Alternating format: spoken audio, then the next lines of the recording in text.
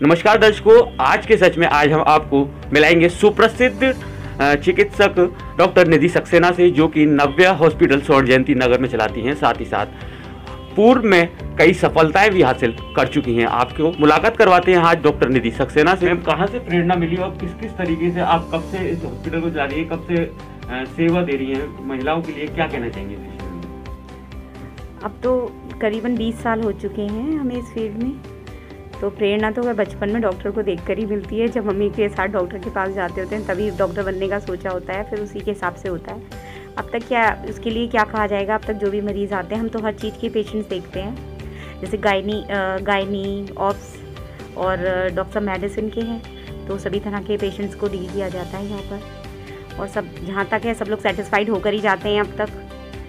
अब तो इतने साल हो गए हैं और हमें सभी तरह के ऑपरेशंस होते हैं यहाँ पे। लेडीज़ के सभी तरह के ऑपरेशन होते हैं और सभी तरह का हार्ट के पेशेंट्स और ट्यूबरक्लोसिस और किसी को ये पैरालिसिस वाले लकवा वगैरह जिनको मारा हुआ होता है, खांसी, ट्यूबरक्लोसिस और ब्लड प्रेशर, शुगर, ये सब पेशेंट देखे जाते हैं। मेरी स्पेशलिटी की तो सब महिलाओं की तो सारी जाँचें की जाती हैं और जिनको मतलब जो बांझपन से पीड़ित है महिलाएँ, उनका भी इनफर्टिलिटी के सभी तरह की ट्रीटमेंट किए जाते हैं और सभी तरह के इलाज भी किए जाते हैं।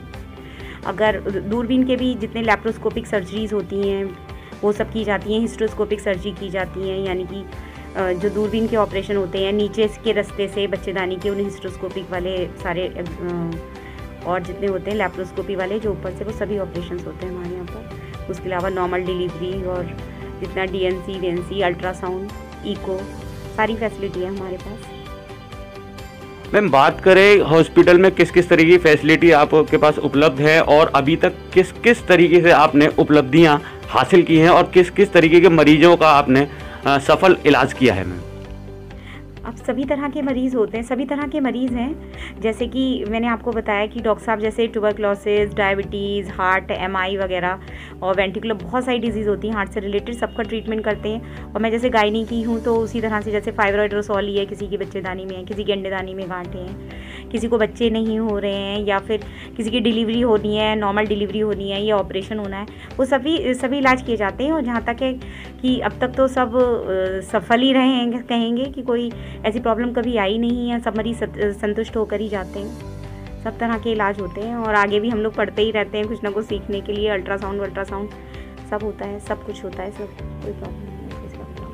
मैम, गर्भवती महिलाओं के लिए क्या सुझाव देना चाहेंगी जिससे कि उनका बच्चा समय व सुविधा अनुसार पैदा हो सके?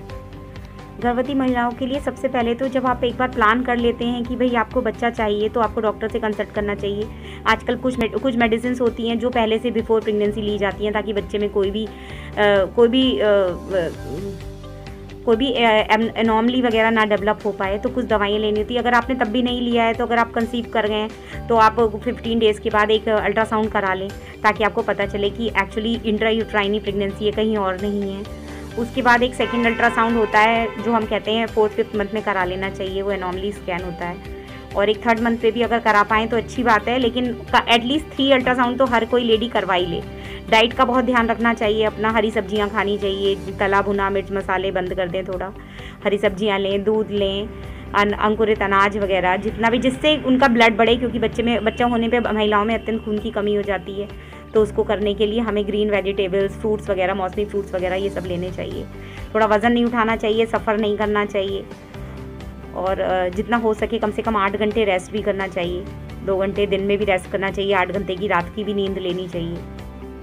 और मोबाइल वगैरह जैसे आजकल चल रहा है, उसको गर्भवती महिलाओं को उसको इस्तेमाल जितना कम से कम करे उतना अच्छा है, क्योंकि इससे महिलाओं को नुकसान हो सकता है, बच्चे को, होने वाले बच्चे को नुकसान हो सकता है। तो इसलिए थोड़ा मोबाइल वगैरह यूज़ करना कम करना चाहिए प्रेगनेंसी में। और अगर कोई और दिक्कत है इससे रिलेटेड कि पिछली लास्ट प्रेगनेंसी में कोई परेशानी हुई है या कभी कोई प्रॉब्लम हुई है, काफ़ी टाइम बाद कंसीव कर रही हैं, तो फिर उसके अकॉर्डिंगली फिर तो ट्रीटमेंट के लिए आपको जाना ही पड़ेगा। कम से कम महीने में एक बार अपने डॉक्टर को दिखाते रहें, अपने मेडिसिन खाते रहें और सब कुछ नॉर्मल। डिलीवरी कोई बीमारी तो है नहीं, नॉर्मल ही हो जाती है, बस ये है। उसके लिए आपको बच्चे को स्वस्थ रहने के लिए आपको मेडिसिन और खुद को स्वस्थ होने के लिए कुछ मेडिसिन खानी पड़ती हैं, जिसको हमें अवॉइड नहीं करना चाहिए।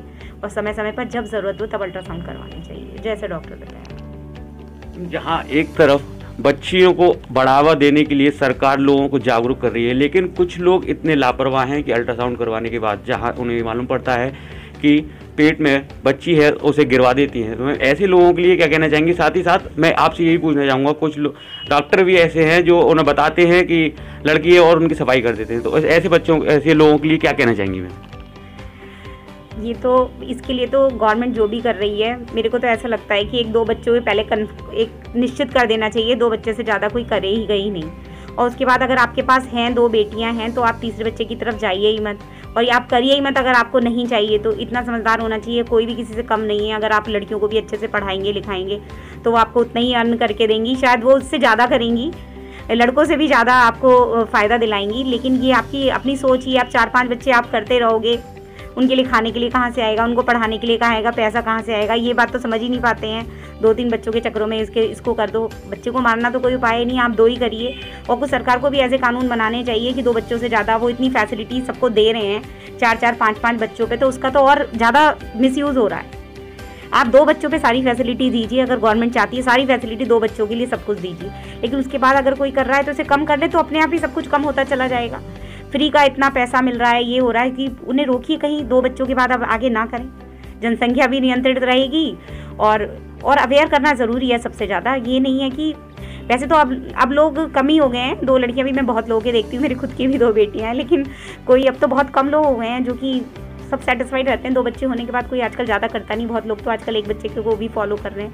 बस गांव वगैरह में थोड़ा है जो ज़्यादा बच्चों के लिए भाग रहे हैं, तो कोई फ़ायदा नहीं है। आप ज़्यादा बच्चे करके अपने बच्चों को गरीबी ही दे रहे हैं, कुछ फ़ायदा तो है नहीं। कम बच्चे होंगे, पढ़ाएंगे लिखाएंगे, अच्छी नौकरी करेंगे, अच्छा कमाएंगे, तो आप भी खुश रहेंगे। मरीज आपसे किस प्रकार से कहाँ और कांटेक्ट कर सकता है? क्या फ़ोन नंबर होगा आपका और कहाँ पर आपका ये हॉस्पिटल है, ये बताइए आप आज के सच चैनल को। हाँ, देखिए हमारा हॉस्पिटल स्वरजयंती नगर में है, नव्य हॉस्पिटल।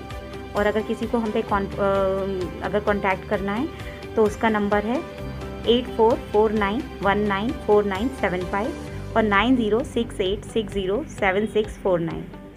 तो इन नंबर पे कभी भी कोई कर सकता है। अगर किसी को कांटेक्ट करना, हमारे यहाँ 24 घंटे सारी इमरजेंसी सारी फैसिलिटीज़ अवेलेबल हैं, 24 घंटे हम लोग अवेलेबल रहते हैं। अल्ट्रासाउंड वगैरह सुबह सब होते हैं, सुबह 8 बजे के बाद सब रहता है। रात सुबह 8 से 8 नॉर्मल टाइम है, बाकी तो आप इमरजेंसी में भी कभी भी आप दिखा सकते हैं। मैम, नव्य हॉस्पिटल में थर्सडे के दिन गर्भवती महिलाओं के लिए किस तरीके की सुविधा उपलब्ध कराई जाती है, साथ ही साथ किस तरीके कंसेशन देना चाहते हैं, ये आप बता दीजिए। एक्चुअली थर्सडे के दिन एक्चुअली प्रधानमंत्री जी ने जो शुरू किया था कि गर्भवती महिलाओं को एक संडे आप 9 तारीख को आप फ्री देखें, तो वो देखने के लिए तो ये कि हम थर्सडे वाले दिन गर्भवती महिलाओं को फ्री देखते हैं और उस दिन उनका अल्ट्रासाउंड में भी हम 100 रुपये का कंसेशन कर देते हैं। अगर गर्भवती महिला थर्सडे वाले दिन हमें दिखाती है, प्रत्येक हर थर्सडे ये रहता है। तो अगर भाई पैसे की अगर किसी को दिक्कत है, वैसे डॉक्टर को दिखाने के लिए भी नहीं है, तो आप थर्सडे में कंसल्ट कर सकती हैं, ताकि आपको जो है थोड़ा पैसे का भी लाभ हो जाएगा और आपको बच्चे के लिए भी सुविधा हो जाएगी। आपको मेडिसिन वगैरह सब दिलवा दी जाएगी उस हिसाब से जो आपको चाहिए। कुछ गरीब तक की महिलाएं ऐसी होती हैं मैम जो अपना समय व सुविधा अनुसार पैसे की तंगी के कारण नहीं करवा पाती हैं, तो ऐसी गरीब महिलाओं के लिए आप क्या कहना चाहेंगी और किस तरीके की सुविधा देने का आप लगातार प्रयास कर रही हैं? हम तो उनके लिए, अगर वो नहीं बनवा चाहते हैं तो बृहस्पतिवार को वो हमारे पास आ सकती हैं। हर थर्सडे को हमने रखा हुआ है। और उसके अलावा भी अगर उनको कोई प्रॉब्लम है तो वो हमें आगे नव्य हॉस्पिटल में मिलें, थर्सडे वाले दिन मिल सकती हैं और कभी भी मिल सकती हैं। जैसा भी हम उनकी परिस्थिति को देखकर जितना हम कुछ कर पाएंगे वो हम बिल्कुल करेंगे उनके लिए। तो पहले उनको मिलना पड़ेगा, तब पता चले उनको किस तरह की परेशानी है, कैसी आर्थिक तंगी है, कोई और प्रॉब्लम है, तो उसके अकॉर्डिंगली उसकी हेल्प करी जा सकती है। ऐसा कुछ नहीं है कि जितना हम पे पॉसिबल हो पाएगा वो उतना हम करते पेशेंट्स के लिए। तो दर्शकों, आज आपने आपकी मुलाकात करवाई डॉक्टर निधि सक्सेना से, जो कि काफ़ी सुप्रसिद्ध डॉक्टरनी है अलीगढ़ शहर में। आप देखते रहिए आज का सच।